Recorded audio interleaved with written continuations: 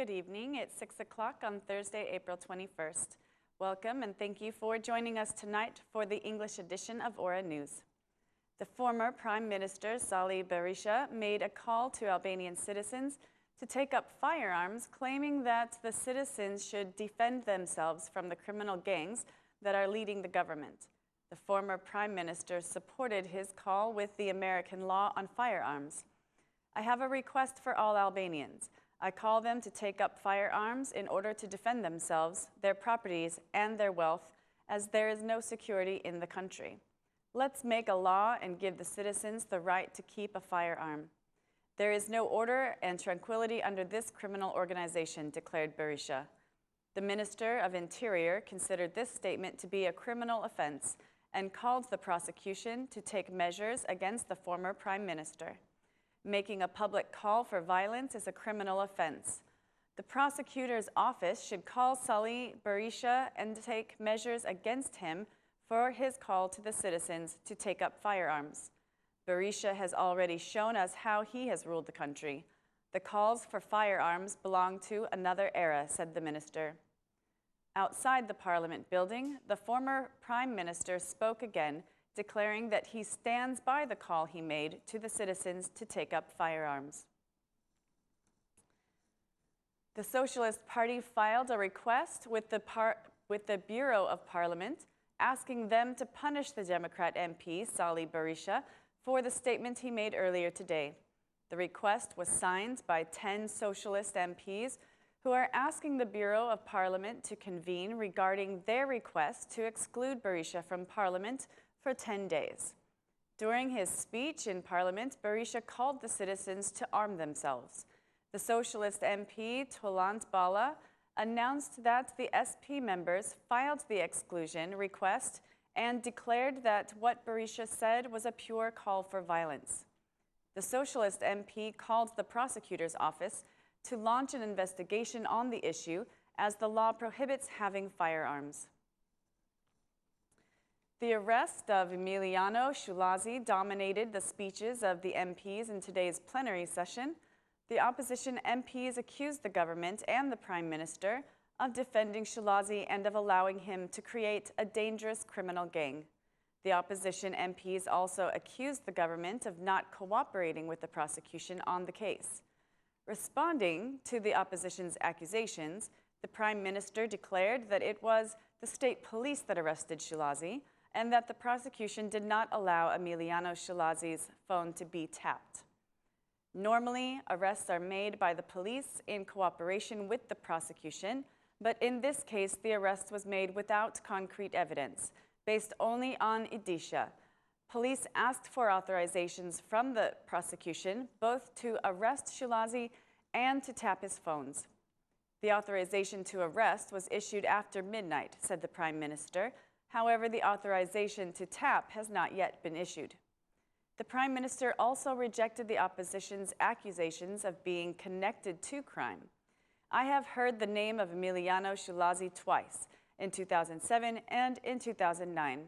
This person destroyed the meetings of the Socialist Party during electoral campaigns. Meanwhile, the Minister of Interior asked the opposition to set up an inquiry commission on the Shullazi case, implying that the prosecution has not taken action against Emiliano Shullazi. The former Prime Minister responded to the request of the Interior Minister, saying that an inquiry commission on an issue cannot be set up until the investigations for the issue are closed. The German ambassador to Albania commented today on the judicial reform, saying that Albania should adopt the reforms before summer. The ambassador reminded both parties of Commissioner Hahn's requests, adding her own, for Albania to adopt the judicial reform as soon as possible. Commissioner Hahn recently visited Albania and emphasized the reform adoption as a key point for the accession of negotiations with the European Union. Everyone must act jointly to finalize the judicial reform before summer.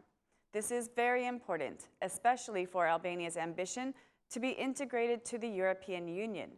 As your country would like to start the negotiations as soon as possible, I think Commissioner Hahn has made it clear that there can be progress in the future if there is a significant adoption of the justice reform. And of course, there are many other key priorities where you should focus, said the German ambassador. Regarding the survey of the German Chamber of Commerce and the perception of the German business for economic situations in our country, Ambassador Hoffman said that the results must be read carefully and that the parties should cooperate to implement the law. When you see this study objectively, you will see that there are positive things and there are also things that need to be criticized. I think that everyone, both the government and opposition, is aware of the fact that there are things upon which they should work, like law enforcement, which is a concern for many people. The ambassador made the statement after signing an agreement with the Minister of Energy and Industry to fund the second phase of the project for the renovation of the dormitories in Tirana University campus, under the principle of energy efficiency. The project has a value of €4.5 million. The employees of the public administration have until May to fill in their self-declaration forms. In a media statement, the Minister of Innovation declared that those who do not submit their self-declaration forms by May 5th will be dismissed, and according to the minister, the dismissal is allowed by law. More than 20,000 employees of the public administration should fill the form and submit it. Around 3,000 have so far. It is important that everyone submits their self-declaration because the law says so. Everyone who has not filled the form by May 5th will be automatically dismissed, the minister said. He added that the form is uncomplicated and again invited the employees to complete it before the deadline. The Constitutional Court rejected the request of the President and the Former Owners Association to suspend the law on property. According to the Constitutional Court, the property owners will be compensated under the new formula, as the law does not harm the owners. In an open hearing, the Constitutional Court reviewed the President of the Republic, Buyar Nishani's request to abrogate the law for being incompatible with the Constitution. The President also asked for the implementation of the law to be suspended.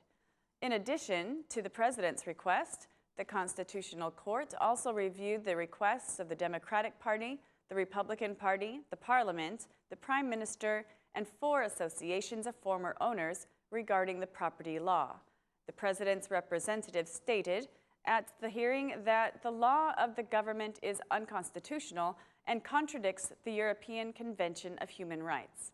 Meanwhile, the legal representative of the opposition argued that the law does not recognize the concept of returning the property.